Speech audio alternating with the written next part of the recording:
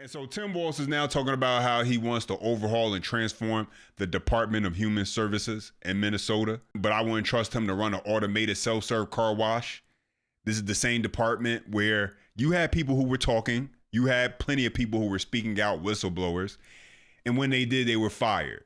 They were walked out the building. They were told that you were racist for calling out the things that you're seeing. And now, the same guy who allowed it to go on for years, he said he wanted to be the one in charge of fixing it.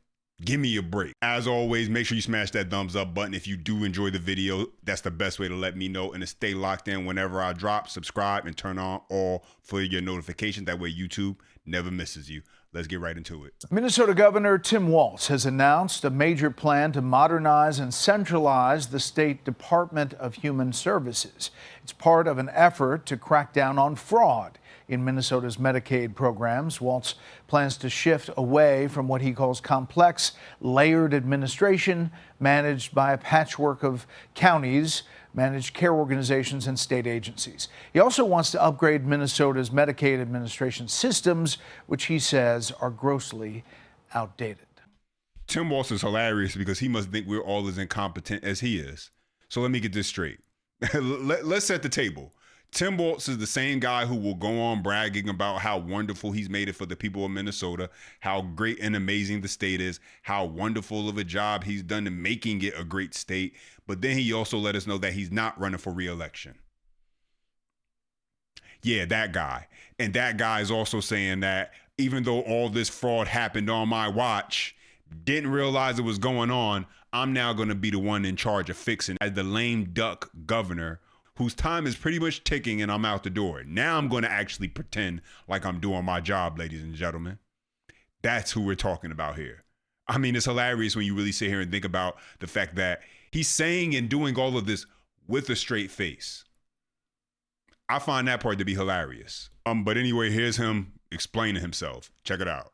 I think Minnesotans have to recognize is you're hearing about fraud in Minnesota because we are prosecuting people. You're going to hear about it in other states. You're going to continue to see it. But the fix is you don't want to hear about fraud not because somebody's not prosecuting somebody. You don't want to hear about fraud because you know the safeguards and the systems are in place. And I don't see there's not another model. No other state has gone to a more decentralized model. Every other state has moved towards a more centralized model of accountability, and I think that's what makes most sense. Tim Walz must think we all went to the Quality Layering Center in Minneapolis. This is not about you exposing the fraud. That's why it's coming to the forefront, because all of a sudden you were shining a light on it and you're prosecuting these people. No, it's because you've been caught and exposed, and now you have no choice but to actually do something about it because it's become so glaring. And it was always there. It's just that it was ignored. You had whistleblowers, for example, like this woman. Minnesota DHS whistleblower Faye Bernstein has gone public explaining the retaliation she faced. She was banned from DHS and investigated over accusations of racism after attempting to address fraud 7 years ago, which would be right in line 2018 when Tim Walz was first elected. Oh yeah, and then he was re-elected in 2022. By then she was out the door. What I saw in 2019 was the recipe for fraud. I saw just extreme sloppiness, messiness in our contracting processes. And most importantly, when I naively started speaking about it, the reaction from leadership within the Department of Human Services was very quick and very swift. I was perp walked out of a very embarrassingly long hallway and my badge taken away and told I was under investigation and actually banned from returning to the building. And that's the kind of thing that sends such a chill to everyone who saw me walk down that very long hallway being escorted out.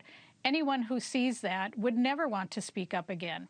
And additionally, not only is the retaliation so swift, but the rewards for people who do the retaliation is also swift. I was told by my direct supervisor that he would get a promotion if he stifled me. And guess what? He got a promotion. And I saw that again and again and again, where people were rewarded for shutting me up. And that's why you can't take anything Tim Walz is saying now as far as how he wants to transform and overhaul the entire system with any bit of seriousness. Sure, I'm sure that he'll come out with some new systems, and whether it does what it's supposed to do or not, we'll see. But does that even matter at this point? As one, he's out the door, and two, it's only now happening because you've been exposed for allowing it to go on for so long. But he'll keep saying things like this. Take a listen. Over the past several years, we have taken major moves to combat the fraud, to strengthen oversight, expand investigations, improve audits, upgrade technology, and increase enforcements. But protecting those programs requires more than just the enforcement. It's moving back upstream in the prevention model. And so you have Tim Walz, who's trying to make it sound like he's full steam ahead. He's on board with solving this issue and with fixing this problem, even though he's on the way out the door. But now he's going to take it serious. But the entire time there were whistleblowers. There were people speaking out against it. And so let's get into this clip I mentioned earlier. This is whistleblower Faye Bernstein, and she speaks about how when she called it out, she ended up getting investigated, accused of racism, because she was willing to call out what was clearly something going wrong with the fraud. Let's get into it. Thank you, Chair Robbins and members. My name is Faye Bernstein, Bernstein. I first want to just make a comment on the report and say the word that I think no one from DHS wants to hear again, but that's retaliation, the R word. I am a 20-year employee. I'm a current employee of DHS. And I am one of the very, very few DHS employees who can publicly speak about what the environment is there.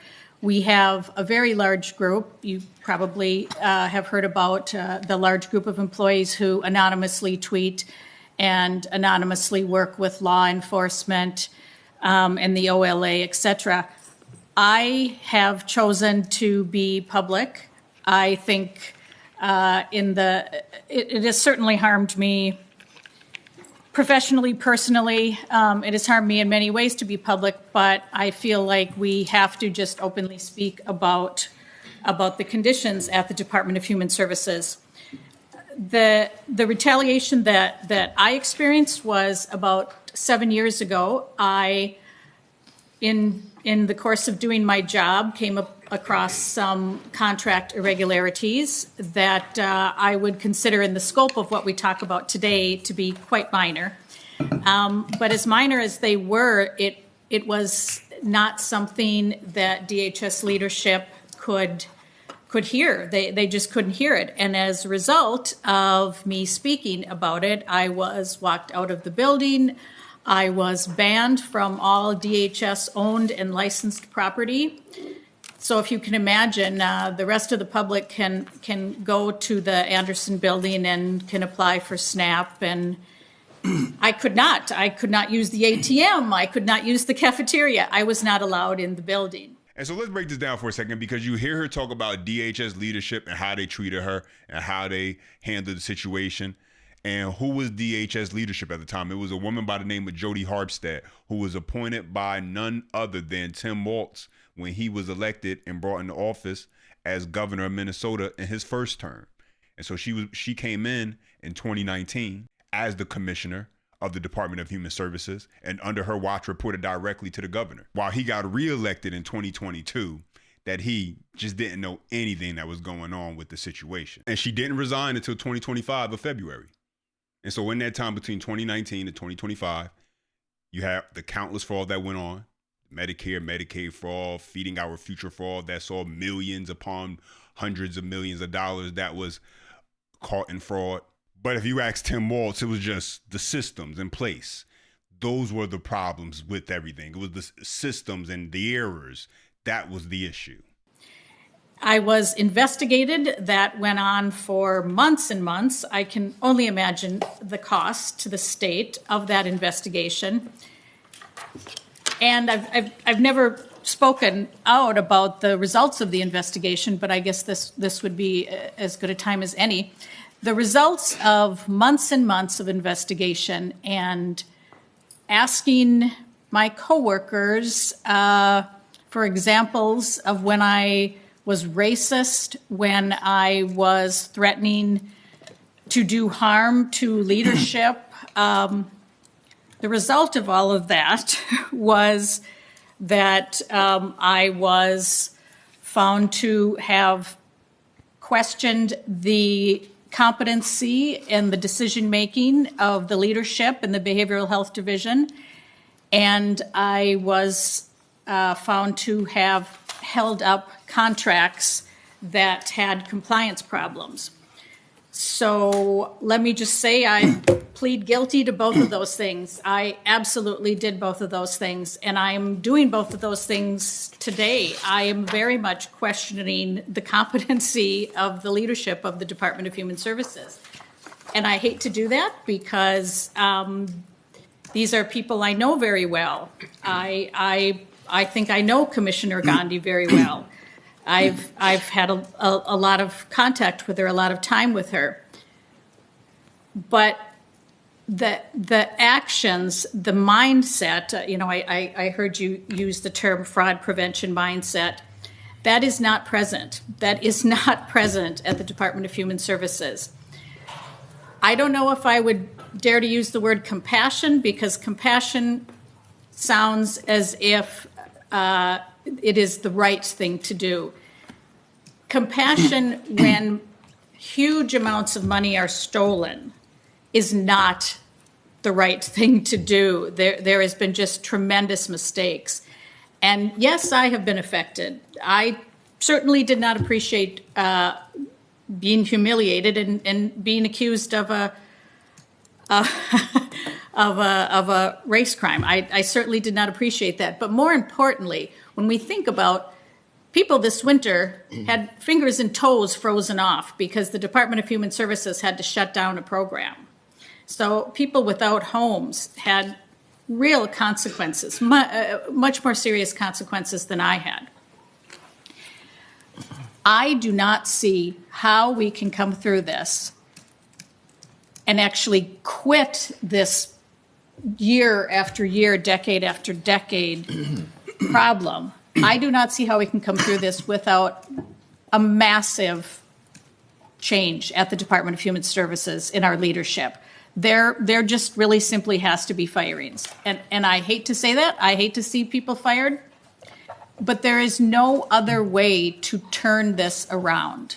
There really is no other way. It is so entrenched.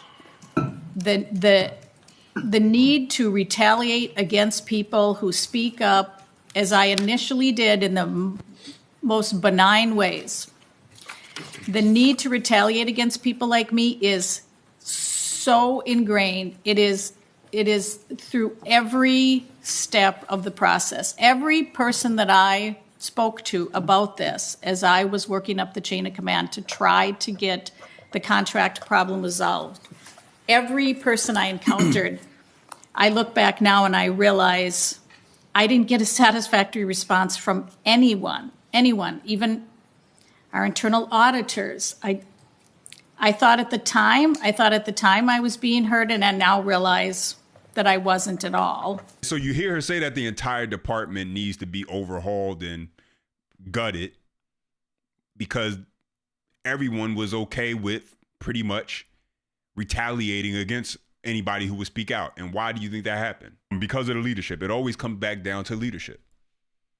That's the fact of the matter. When you're in charge, when you are the person in charge of the show, you take responsibility for when things go wrong. And so when you are someone like Tim Walz and you make it okay for this type of fraud to exist, when you don't have a system of checks and balances, when you don't set consequences, when you are soft on crime, when you pander to a particular community, the Somali community in this case, and you allow this level of fraud to exist, where you have the Attorney General Keith Ellison and he's caught on the line saying, oh, sure, we'll protect you. We'll make sure you're okay. Where you have Ilhan Omar entrenched in the Somali community and she's making sure that she takes care of people. That way they can continue getting votes. That way they can continue to stay in power. Then yeah, people like this woman right here who decided to speak up and speak out, they're going to get silenced because they're rocking the boat, because they're messing with what's going on that's allowing the people who are in charge to remain in charge and to keep this thing going. And they don't like that. And so when anybody speaks up and speaks out about that, they're going to do what they need to do in order to silence them.